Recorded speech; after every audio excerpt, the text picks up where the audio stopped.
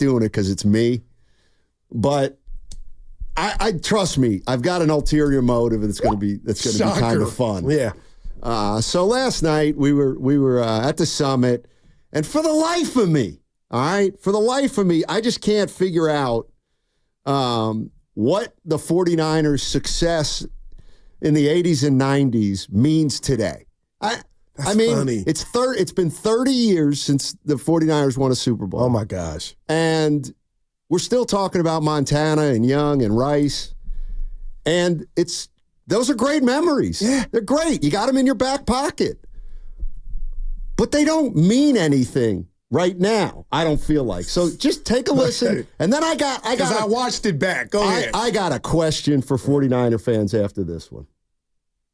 What in the hell does the 1994 Super Bowl win have to do with now? Nothing, Steiny. Thank you. Who's my man? Wait a minute. It doesn't matter. It matters to the psyche and the emotions of the fans. Yeah, how do you mean Half of the fans weren't even alive at that point. But the ones that were. Like, talk to the ones that were alive. Like the Boston Celtics were like, oh, man, we're still getting over that 87 loss to the Lakers. I mean, what are we doing? No, but Boston Celtics fans and Lakers the fans, 90 every time one of them gets to the finals, they're sitting there with their little tote board. Let me help you all out. 18 to 17. So, no, Steiny, 1994 is irrelevant. No, it is to you. Irrelevant. It is to you. Of course. Because How so not a fan? Because you're not a fan. Not a fan. But how does it impact what happens on the field? Steiny, let me tell you. It doesn't. Thank you. It impacts the fans. Well, I don't care about you all. That's where you lost. You guys That's mean where you took the L, Steiner. You mean nothing. None of you. None of you. All right, Stick was in high. Yeah. That hurt the 10-2 show, I believe. What do you mean? That hurt us, Steiny. When you said said it and grabbed you by the neck without doing it, it's about the fans, and you just I can't use the word on I can't speak for the morning roast listeners. Yeah. I know there's a ton of overlap. I can't speak for Willard and Dibbs. Yeah. Our listeners know what I'm trying to do. All right. And they get it. But here we go. Take another crack at it. You ready? Yeah. Okay, Niner fans. Oh, here comes the voice. Okay, you won a Super Bowl. It's been 30 years. You'll die for one. You'll do this. You'll do that. Anything for a Super Bowl. All right. Let me ask you this. What would you give up for a Super Bowl if you're a hardcore Niner fan? What would you give up? What do you mean? Like in life? Could be in life. Oh, my goodness. For example, Where'd hey, you get this? Niner fans, would you give back 2 of the Golden State Warriors' 4 titles to win a Super Bowl? Would you give back 2? That's too steep. I would give back 1. Nope. Got to give up 2. You got to give up the 2 Durant ones. Durant never came. But then you're giving up a dynasty. Yes, you are. Now, so how bad you want it? You're going to have, what deranged mind came up with this? Oh, wow. Dude, 2. I think that's. Let me ask you this. I'm not out here. You're a Cowboy fan. Right. They haven't won in 30 years either, right? About 95. Okay. Would you give up drinking for a year, Goo? For a Cowboy Super Bowl? I'm being real, Steiny. I'm telling you, I would. If I knew in my adolescence, they have not won. I have not, as a grown-ass man with kids, the Cowboys haven't even come close. And my days, Steiny, we don't know how long we have on this great earth. I do wonder if I'm going to see one. And am I going to enjoy it as a 50-year-old OG? You know what I mean? Last time they were getting them, I was young, dumb. Oh, they keep coming 3 and 4. But, Steiny, I would give up a year of drinking. And I'd go on the Snoop Dogg hard because I'm done with that. But I would go back to that. Steiny, I yearn for that day that I'm telling you. I would do that. And you're looking at me like, you drunk? You can't do it. Well, that's not the same answer you gave a half hour ago. But I thought about it. Yeah, I thought about it. Okay. I would. And you know what? It would be easy. Now, what if you have somebody, you got to give up meat for a year? You got to give up meat. That's scarier than the drink. Would you? I would do that. I'm being real. I think you know who I am at the core. I'm a fan. And that's why yesterday when you said, what does it mean on the field? It doesn't. But what a fan means, Steiny, is love. You've been in love. You've had your heart broken. What little heart you have left, you've had it broken. That's what losses in the Super Bowl mean to fans. They can't let it go. And for the ones that haven't had that heartbreak, they're looking around like, damn, okay, the Patriots, the Chiefs, when are we going to get ours?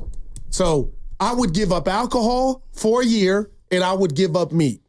And I've been thinking about giving up meat anyway. Well, no, and this is what I'm talking F49ers 87. No, Yeah.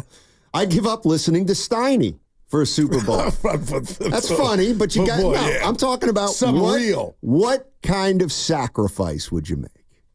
What kind of sacrifice would you make if it means that much to you? That's all I'm asking. What if I told you this is easy? You could watch documentaries for a whole year. Would you do that? Let's try to use something that I care about. Let's say.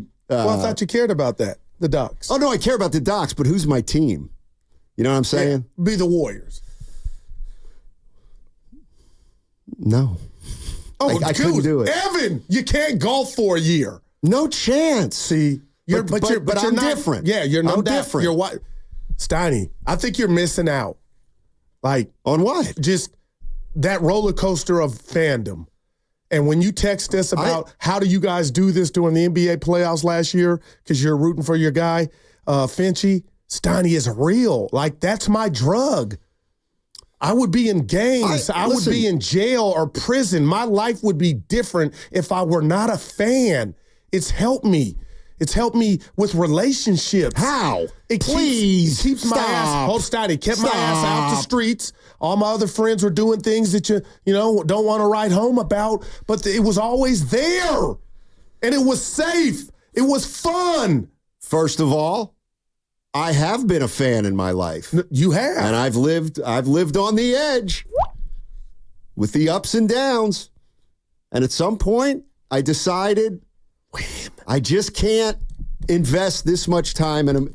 You were scared when I became a grown up. Okay. Well, boy, you pissed. When I became a grown-up. No, I mean, for me, early 90s, mid-90s, when the Celtics dynasty was over and Bird left. I think that hurt you, Steiny. I'm being real. I think Bird being done cut you because you were into him so much, and it's why you always, just listen to me now, I'm psychoanalyzing you. And I'm not saying you're wrong. It's why you're like, boy, when Curry's done, there's not going to be another. And there's something to that. Mm-hmm. But I think Bird on his back at the end and how it ended cut you. And you didn't want to love again. No, the Evans looking at me like, ooh, you might be onto something. Yeah, no. See, this is where I'm different. Think about it later tonight. I'll think about it right now. This is where I guess I'm different. I'm grateful for the 10, 11 years he played. 12 or 13, let's say. But the way it ended didn't... Nah. I mean, yeah. I kind of left you alone. Like, who's my new guy? Who am I going to root for? Nobody. Could have been Lynn Bias, but we saw what happened there. That's the other thing. I mean, Bird is Bird, and Curry's Curry. There are so many fans out there that will not have a favorite player ever again like Steph Curry. Like, people... Until that person comes along, he might not. I guess I'm ashamed to admit it, but after Bird wasn't as big of a Celtics fan. I just wasn't. I wasn't. And so people saying I might be onto something. I don't want to go down this road. I got you. What would you give up? That could happen for the Warriors. Yeah, I would too. I'd easily give up sex. That's not hard to do. I was doing with your boy. But yeah, Steiny, I would do it. Please. No, don't talk about that. That's a hot streak for me. Hey, let's not talk about that. But that's a phenomenal question. No, but I am curious about this. The fans who were around for the 5 Super Bowls, and even the ones who were a little late to the party. I think what Bonte and Chasky said, they were about 10 or 12 when that happened. And it hurt them. Why? They won their last Super Bowl in 94, right? Well, I was talking about the last 3. Okay. Even though they were old enough to at least have those 5 under their belt. Yeah. Okay, so 49er fans, I got 2 things. One is, what would you really, truly give up if the 49ers were to win a Super Bowl? And then 2, if somebody can explain to me the link between the 5 titles in the 80s and 90s to today and how it's relevant to you, that's kind of what I want to get to today. I mean, like, Steiny, isn't there a standard? The 5-0 was a standard, and it's not greed. It was based on pride. When we play on the biggest stage, when we do get that opportunity, we are kicking people's ass. I mean, I know the Cincinnati games were relatively close, but you know what I mean? That's what it stems from. And all of a sudden, Steiny, decade to decade, they've lost 3 in a row in fashion that'll to break your heart, that you might not get over. And what if, just real quick here, what if the Niners go 10 years without getting back? Those lasting memories of last year's Super Bowl don't go away. They grow and they hurt more. I feel like I'm at a therapist session right now, and I understand it, but I'm trying to get you to kind of understand these things don't come around as often as you think. I don't think they come around. I would never, that's the thing. I never expect them to come around. Like, the one thing I was thinking about, I was trying to remember me growing up as a Philadelphia Eagles fan, or even let's go Celtics, because they were great in the 80s. I don't think, I don't want to put this. I don't think I ever went into one season as a fan of the Boston Celtics and said, we're going to win it this year. We're going to win it. How about we got a chance? Of course. We always had a chance. But I knew there was the Lakers. Yeah. And I knew there was Philadelphia. And I knew the Bucks were pretty good at that point. So that's the one thing. I do feel like there's a segment. I don't want to paint with a broad brush, but there is a segment of 49er fans that expect it. And but I don't think I've ever expected anything as a sports fan. Wow. Growing up, even when I had teams that I loved, you knew they were good, or you hoped they were good. Sometimes you knew they were good, and then sometimes they came through for you, sometimes they didn't, but I never felt like it was a fait accompli. Hey, we were going to do I'm it. thinking about Giant fans right now, 10, 12, and 14. I never once looked at them like I look at the Dodgers or Yankees in regard to, the payroll and the talent, what those teams are now, the Padres. So I don't think the Giants have ever felt that, but yet they got 3. But the Warriors, when we were doing pre and post, during the Durant era, Steiny, we were like, wake me up in the finals. They were that good. Right. And I think they're the exception. Those Warriors teams were the exception. Now, what about, and we got Steve Weiss from the NFL Network joining us at 11, can't wait. But, Steiny, what about when you just, everywhere you look, this Niner roster for a good 4 or 5 years, people have pointed out and said, they're the best roster in the NFL. Well, you want to the fans want something for that. Not, hey, we got the NFC Championship game, we'll barbecue. That's cool. But, Steiny, at some point, you're not going to have the best roster. You're going to lose because of money, and you can't pay everybody. I think we're in the 3rd and 4th quarter of this being the best roster. So I'm not mad. And what we heard yesterday from the fans at the summit at Fremont Bank is it's getting late in the game. And now you got Mahomes. If you're right about Let me play devil's advocate. Great, let me play devil's advocate. We might be in trouble. Why? Because Mahomes I thought you discovered a franchise quarterback in the last year or two. I told you he's on a good ride. I told you this year, and we both agreed, was important. Sure. But he is no Mahomes. But my point is I get the feeling that a lot of 49er fans are into Brock Purdy. They think he's the real deal, and I understand why they would think that. Oh. And so if you think I heard Willard say the same thing. If you think Brock Purdy's the real deal, then we're not in the fourth quarter. In fact, we're just getting started. I think it's very possible for the 49ers to... But that's a whole different conversation. Not saying Willard's wrong, but Steiny, what walking human being or American right now would say, and this no shade at Brock, who's about to reset the market, I believe, I got more confidence in him than Mahomes. I got more confidence in him than Josh Allen. Well, I don't look at it like that. I look at it like Kyle Shanahan came here, okay? And he tried Beathard, and he tried Mullins, and then they traded for Garoppolo. And they ran Garoppolo out there, and he was pretty good. And then Kyle Shanahan said, I'm going to move up in the draft to get this Trey Lance guy. And Trey Lance isn't the guy. And they go back to Garoppolo, and then Garoppolo gets hurt. Now they go to this guy, Brock Purdy. And in a year and a half, Brock Purdy is terrific. Yes. So think about this. I mean, why is it now or never if Kyle Shanahan has finally found his quarterback in years 6, 7, and 8? Gotcha. So he's found him. So now we got Brock Purdy. We found our quarterback. Right. So I don't understand why, we talk about windows closing or what now about or if never. The D takes a step back? What the do you defense. Mean? It's possible. And now you got to score 40 a game. That's why I don't expect Super Bowls. I root for them, and I want them to win if they're my team. But I think there's an expectation sometimes that's tough. Let's go to Rocky. Rocky in Concord. What would you give up, Rocky? I would probably give up fishing for a whole year. Wow. Really? Fishing? But, hey, you don't fish now, so that's not a sacrifice, is it? No, I fished about 5-6 days a week. Oh, my goodness. So fishing is your golf, basically, like it is to me. Yes, absolutely. As soon as I get off of work, I go straight to the fishing spot. Oh, nice. Hey, real quick, when we fished, it was striped bass. What do you fish for?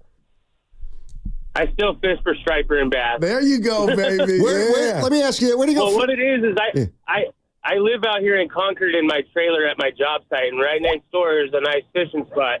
So I ain't got nothing to do when I get off of work. My family lives at 5 hours away. Wow. So that's a that's a big sacrifice. Appreciate it. Yeah. Appreciate it, Rocky. See, I would not and there's no doubt, I'm not a big fan. Or as big a fan as I would not give up golf for a year. Forget that. Have you ever in your life put bait on a hook? Yes, I put a worm on. Okay, look at my worms on. Steiny. Yeah, for sure. Yeah, okay. I like fishing. Get your hands dirty. I like fishing. For example, would you give up a Giants World Series? Playoffs? They got 3 and 5. I would do that. What about 2? No, that's too much. Why? You just give up 10 and 12. You win in 14. We still have that. You still allow the Giants to win that one title since moving west, and now the Niners can finally get one. You know what? I'm not trying to outsmart this thought because it's fascinating, but it's not like the Niners are the Indianapolis Colts and they've never gone. They've been there 3 times and had leads in these games. Steiny, come on, man. The lights went out. Remember that? And they came storming back. Like, I feel like they've been in their own way. 707 on the Xfinity Mobile text line. It's year 3, Steiny. Purdy might even be better this year. Huh? Absolutely. No, nobody's telling Absolutely. them. Taking that off the table. So, but what if that's not good enough because things around you, like the defense, they take a step back? Like, I am concerned. I know you are. This D-line. I know you are. I am this defensive line. I can't believe. Actually, you know what? I didn't tell you that. I can't. Well, let's quick take. Let's take Mark. Let's take Mark on 680. What's up, Mark? How you doing, man? Hey, great. Good morning, gentlemen. Hey. I love your guys' show. Thank you. Goo, normally you bring all sorts of great stuff, but you missed the mark yesterday, dude. I know exactly what you would give up for a Niners championship ring. You would give up Shanahan, dude, and that breaks my heart. Wow. I think I would. Where's your loyalties at, man? Is it with the people or is it with the ring? Come on, man. You got to do better, buddy. Now break that down a little. Give me a little bit more about that. Like I've given Kyle his credit. I've talked about his creativity. He don't need me to even bang that drum. But I feel like he's been in his own way. Not to bring up yesterday. Okay. Not to bring up yesterday's stuff, but here we go. Okay, so all the dynasties that have happened throughout all the years. Are you going to say that there was no great players on the other teams and that everybody else should have been thrown aside? They poke fun at Barkley for not having a ring. Are you telling me that team would have been better if they dumped Barkley because he wasn't getting them rings? Not at all. Not at all. All right. Yeah. Hey, y'all do a great show. Thank you very much. Thanks, Mark. Appreciate it. It's time to help me out. What was Mark? What was he trying to drive home? Like, I'm not being unfair to Kyle. I'm going to call a spade a spade. I thought 2019, Steiny, he puckered up. He threw the ball and let Chris Jones disrupt their whole offense when the Chiefs could not stop the Niners on the ground. Am I wrong for holding on to, you know what? That was your best chance.